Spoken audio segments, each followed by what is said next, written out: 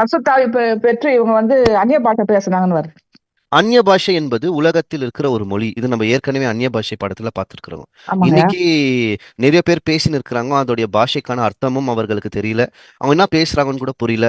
பவுல் இதை தெளிவா 1 கொரிந்தியர் 14ஆம் அதிகாரத்தை விளக்கி சொல்வாரு. ஆமா இந்த சொல்லிருக்கீங்க. இந்த உலகத்தில் இருக்கிற ஒரு ஏதோ ஒரு பொருளுக்கு, இசை பொருளுக்கே ஒரு அர்த்தம் இருக்கும்போது நம்ம பேசுற அந்நிய பாஷைக்கு அர்த்தம் இல்லாமல் இருக்கணுமா? இல்ல, அப்ப அதுக்கும் ஒரு அர்த்தம் இருக்கு. அவரே சொல்வார், உலகத்தில் இருக்கிற நிறைய மொழிகள் அப்படின்லாம் எடுத்து பேசியிருக்காரு. அப்ப இவங்க என்ன பேசினாங்கன்னு பாத்தீங்கன்னா, பற்பல பாஷைகளை பேசினாங்களே தவிர இன்னைக்கு ஒரு பிம்பமாக பேசிக்கொண்டு நிற்கிற அறியாத புரியாத பாஷையை இவர்கள் யாருமே பேசவில்லை, பயன்படுத்தவில்லை சிஸ்டர்.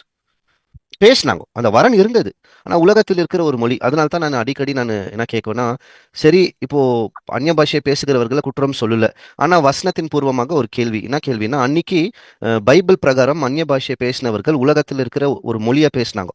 உதாரணத்துக்கு பேதுருவே அன்னைக்கு பரிசுத்தாவி கிடைச்ச உடனே 16ல இருந்து 17 மொழிகளை இவங்க பேசினாங்க.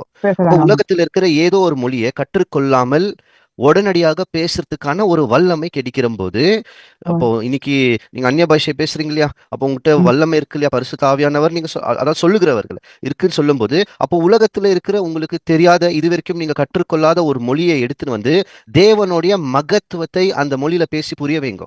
நான் சைனால இருந்து யாருன்னா ஒருத்தவங்களை கூப்பிட்டுன்னு வரேன், அதாவது வேற வேற்ற மொழியில இருந்து கூப்பிட்டுன்னு வரேன், அவங்களுக்கு அவங்களுடைய சொந்த மொழியில ஜென்ம பாஷையில பேசி தேவனுடைய மகத்துவத்தை பேசி அவங்களுக்கு சத்தியத்துக்குள்ள கொண்டு வாங்க.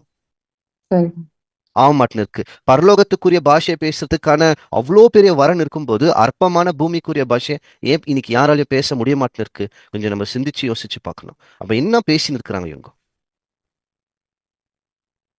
அவங்க ஜென்ம பாஷைய பேசுறாங்க.